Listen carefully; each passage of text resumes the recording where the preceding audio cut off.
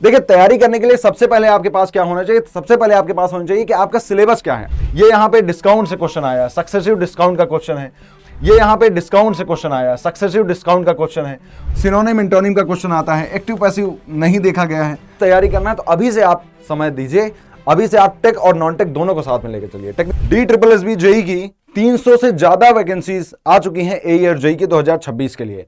अब इसकी तैयारी कैसे करना है, कौन से सोर्सेज फॉलो करना है, कहां पे कंप्लीट तैयारी हो सकती है, इसकी जानकारी हम लोग इस वीडियो में लेते हैं। क्या सिलेबस है, कैसे कवर करना है, किस लेवल के क्वेश्चन आते हैं, सब कुछ एक साथ इस वीडियो में जानेंगे। चलिए शुरू करते हैं। बस 5 मिनट में ये आप लोगों ने जान चुके होंगे, बस जान लेते हैं एक बार कि आपका जो ओपनिंग डेट है DSSB को 24 मार्च यानी आज से ही ये फॉर्म फिलअप स्टार्ट हो रहा है 12 बजे से, और ये 25 मार्च 12 बजे तक 12 PM तक ये क्या होगा, फॉर्म भरा जाएगा। ठीक है, उसके बाद अपन लोग आगे बढ़ते हैं। तो जूनियर इंजीनियर के 281 पोस्ट हैं इसमें, और असिस्टेंट इंजीनियर सिविल की 33 पोस्ट हैं। याद रखिए सिर्फ सिविल इंजीनियरिंग वाले बच्चों के लिए है। तो टोटल पोस्ट इस तरह हमारी 314 पोस्ट हैं। उसके बाद अगर आप देखें तो क्या क्या है, किस किस डिपार्टमेंट में है, तो दिल्ली जल बोर्ड में 180 वैकेंसीज हैं, जिसके लिए आपकी एज लिमिट 30 साल से ज्यादा नहीं होनी चाहिए, डिग्री होनी चाहिए। अगर आपके पास डिग्री है तो ठीक है, और अगर आपके पास डिप्लोमा है तो आपके पास 2 साल का एक्सपीरियंस होना चाहिए। दूसरा, न्यू दिल्ली म्युनिसिपल काउंसिल में 101 वैकेंसी है, एज लिमिट 18 से 32 साल, आपके पास 3 इयर्स का डिप्लोमा होने चाहिए सिविल इंजीनियरिंग में।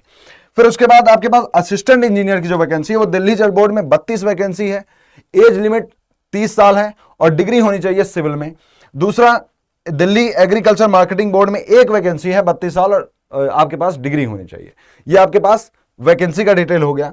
दूसरा बात करते हैं, इसका जो एग्जाम प्रोसीजर है वो इस बार चेंज हुआ है। यहां पे एग्जाम प्रोसीजर सिर्फ एक सिंगल एग्जाम होगा, CBT 1, ठीक है, जिसको इन्होंने नाम दिया है 1 टियर टेक्निकल एग्जाम, और ये रिटन टेस्ट होगा। उसके बाद जस्ट बाद आपके पास डॉक्यूमेंट वेरिफिकेशन होगा। यहां पे देखो, ये जो CBT एग्जाम होगा टियर 1 में, उसमें टेक और नॉन टेक दोनों आएगा। नॉन टेक में क्या आएगा, नॉन टेक में जनरल अवेयरनेस है 20 मार्क्स का, उसके बाद जनरल इंटेलिजेंस है 20 मार्क्स का, जिसको रीजनिंग बोलते हैं। जनरल अवेयरनेस में क्या आएगा, रीजनिंग में क्या आएगा, इस पे हम लोग आगे बात करते हैं और कहां से करना है। अरिथमेटिक एंड न्यूमेरिकल एबिलिटी यानी एप्टीट्यूड, क्वांटिटेटिव एप्टीट्यूड, मैथ वाला पोर्शन आएगा। हिंदी 20 मार्क का आएगा, और उसके बाद हिंदी नहीं इंग्लिश आएगा। इंग्लिश कितने मार्क्स का आएगा, इंग्लिश आएगा 20 मार्क्स का। ठीक है, ये सारे क्वेश्चन 20 क्वेश्चन आएंगे 1-1 मार्क के, यानी 1 2 3 4 5, यानी 100 मार्क्स का आपका नॉन टेक्निकल आएगा। और यहां पे अगर आप देखोगे तो निगेटिव मार्किंग कितनी है, 1/4 की है। इसका मतलब 100 मार्क्स में 1/4 की निगेटिव मार्किंग होगी। दैट इज एक क्वेश्चन गलत करने पे आपके पास 0.25 मार्क्स कट जाएगा। उसके बाद टेक्निकल आएगा, जिसके 100 क्वेश्चन होंगे, 2 मार्क्स हर एक क्वेश्चन लेगा, तो 200 मार्क्स का टेक्निकल आएगा। टोटल मार्क्स कितने हुए, 300, और टोटल टाइम आपको कितना मिलेगा, 3 आवर्स। टेक्निकल में 1/4 की निगेटिव मार्किंग है, और एक क्वेश्चन 2 मार्क का है, इसका मतलब 0.5 नंबर कटेगा अगर आप एक क्वेश्चन गलत करते हो। इतनी बात क्लियर है। लैंग्वेज आपके हिंदी और इंग्लिश दोनों में पेपर आएगा। नेक्स्ट, तैयारी कैसे करें, जरूरी बात यह है। देखिए तैयारी करने के लिए सबसे पहले आपके पास क्या होना चाहिए, सबसे पहले आपके पास होना चाहिए कि आपका सिलेबस क्या है। आपको अपना सिलेबस पता होना चाहिए कि हमें क्या पढ़ना है, कहां से पढ़ना है। दूसरा, जब आपके पास सिलेबस है, दूसरा आपके पास होता है कि आप रिसोर्सेस कहां से क्या पढ़ना है, रिसोर्सेस आप इकट्ठा करिए। ठीक है, ये आप डिसाइड करिएगा आपको कहां से क्या कितना कंप्लीट करना है। तीसरा, आपके पास कंसिस्टेंटली आपको स्टडी करना पड़ेगा, कम से कम आप 6 घंटे रोज दीजिए, तब आपका टेक्निकल और नॉन टेक्निकल सब्जेक्ट कंप्लीट होगा।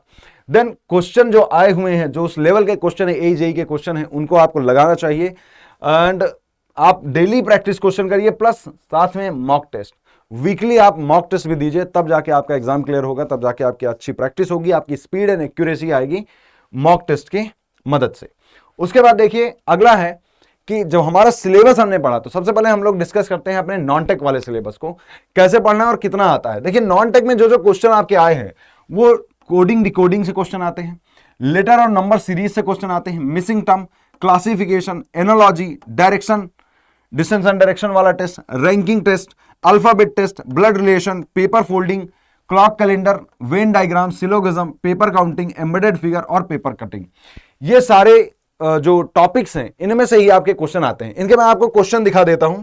देखिए कुछ इस तरह के क्वेश्चन आपके पिछले पेपर में आए हुए हैं और बहुत आसान से क्वेश्चन है।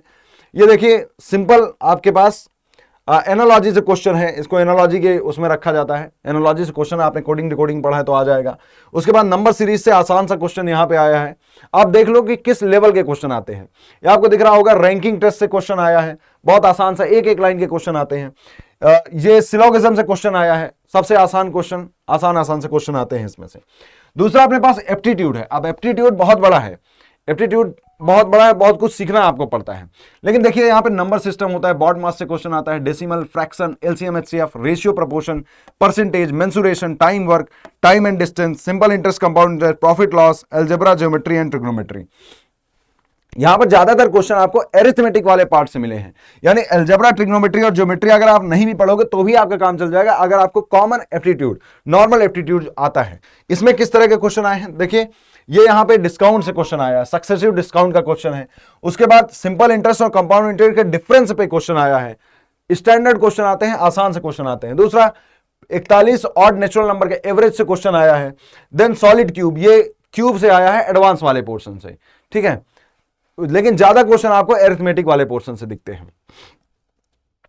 तीसरा आता है इंग्लिश, इंग्लिश भी है 20 मार्क की, और इंग्लिश का जो कॉमन सिलेबस है वो ये है कि आपसे इडियम्स, फ्रेजेस पूछ लेगा, कई शब्दों के लिए एक शब्द जिसको वन वर्ड सब्स्टिट्यूशन बोलते हैं, सेंटेंस करेक्ट करने के लिए बोल देगा, एरर, अगर कोई एरर है सेंटेंस में उसको correction, fill in the blanks, क्या प्रेपोजिशन क्या यूज करना है, यहां पे आर्टिकल क्या होना चाहिए, इस तरह के क्वेश्चन आते हैं फिल इन द ब्लैंक्स में। या फिर कोई वर्ड है उसको यूज करना है, वर्ब आप फिल कर दो। स्पेलिंग करेक्शन, रीडिंग कंप्रहेंशन का एक क्वेश्चन आता है, और एक कंप्रहेंशन दिया जाता है जिसपे 5 क्वेश्चन बनते हैं, ठीक है, एक कंप्रहेंशन जिसपे 5 क्वेश्चन बनते हैं। सिनोनिम एंटोनिम का क्वेश्चन आता है, एक्टिव पैसिव नहीं देखा गया है, सेंटेंस रीअरेंजमेंट होता है, सेंटेंस इंप्रूवमेंट होता है, ये सारे आपका सिलेबस है। इसके क्वेश्चन जरा देख लेते हैं, आसान से ये भी आते हैं। यहां पे दिया गया select the most appropriate article to fill in the blank if no article is required, इतना, तो यहां पे कौन सा आर्टिकल भरा जाएगा ये देखना है, आर्टिकल से क्वेश्चन आपका आया है। दूसरा यहां पे वन वर्ड सब्स्टिट्यूशन से क्वेश्चन आया, person who studies the origin and history of words, उसको क्या बोलते हैं। देन यहां पे फिल इन द ब्लैंक से आया है, यहां पे एंटोनिम से आया है। इस तरह के क्वेश्चन आपके पूछे जाते हैं, तो ये सब आपको तैयार करना है। कहां से तैयार करना है वो भी बताता हूं। देन उसके बाद हिंदी से भी आएगा 20 नंबर का, तो हिंदी की व्याकरण, पर्यायवाची पूछा जाता है। आपके पास यहां पर भी कंप्रहेंशन होता है, ठीक है, यहां पर भी आपको कंप्रहेंशन हिंदी में भी दिया जाता है, तो कंप्रहेंशन से आता है। लिंग वचन कारक के क्वेश्चन आते हैं, कारक कर्ता ने कर्म को, ये वाला। फिर वर्णमाला है, त्रुटि है, अनेकार्थी शब्द पूछे जाते हैं, मुहावरे, लोकोक्ति पूछा जाता है, संधि समास से पूछा गया है। ये आपके विलोम शब्द, एकार्थी शब्द, उपसर्ग प्रत्यय, ये सब एक क्या बोलते हैं, स्टैंडर्ड सिलेबस है हिंदी का। और इससे क्वेश्चन कैसे आए हैं, इस तरह क्वेश्चन आए कि उचित कारक चिन्ह बताइए, देखिए कारक भरना है का, फिर उसके बाद शुद्ध वाक्य बताइए, कौन सा सही है वाक्य, कौन सा गलत है, सेंटेंस करेक्ट है कि नहीं है। मुहावरे से पूछा गया है कौन सा अर्थ सुमेलित है नहीं है, कौन से मुहावरे का क्या है, उचित कारक चिन्ह। तो इस तरह क्वेश्चन आपसे आसान से पूछे जाते हैं। अगर आपने बेसिक पढ़ लिया तो भी आपका आसानी से ये नॉन टेक वाला पोर्शन हो जाएगा। अब बात यह है कि अगर आपको पढ़ना है, अभी से तैयारी करना है, तो अभी से आप समय दीजिए, अभी से आप टेक और नॉन टेक दोनों को साथ में लेकर चलिए। टेक्निकल को तो आपको पता है, टेक्निकल का जो सिविल इंजीनियरिंग का सब्जेक्ट है, जो स्ट्रीम का सब्जेक्ट है वही आएगा, ठीक है।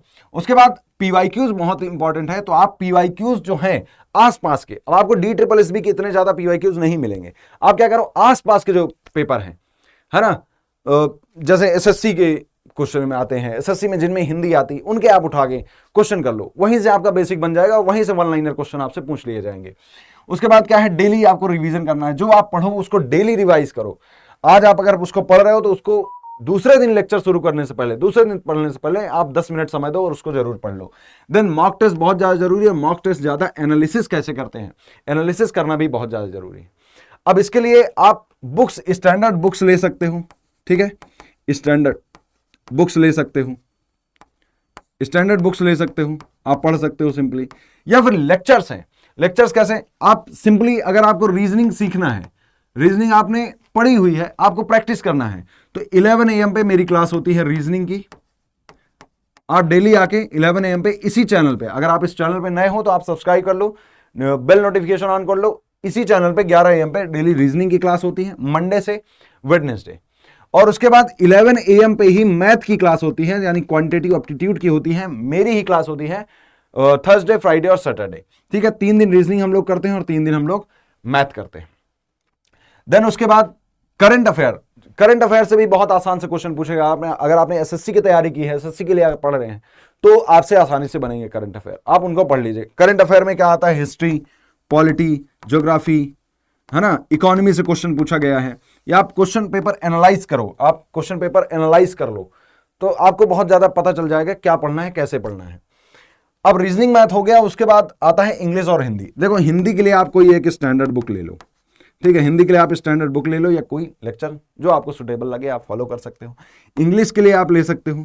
और अगर आप भटकना नहीं चाहते हो, अगर आप इधर उधर नहीं जाना चाहते हो कि एक जगह पे एक ही चीज मिल जाए, तो आप हमारा बैच ले सकते हो DSSB जेईई का, जो कि 27 मार्च से स्टार्ट हो रहा है। मैं बता देता हूं कैसे लेना है। आप कहां पे जाओगे, आपको जाना है अड्डा 247 का ऐप डाउनलोड करना है, और अड्डा 247 का ऐप डाउनलोड करने के बाद ऐप ऑल कोर्सेज से जेईई के एग्जाम में जाओगे।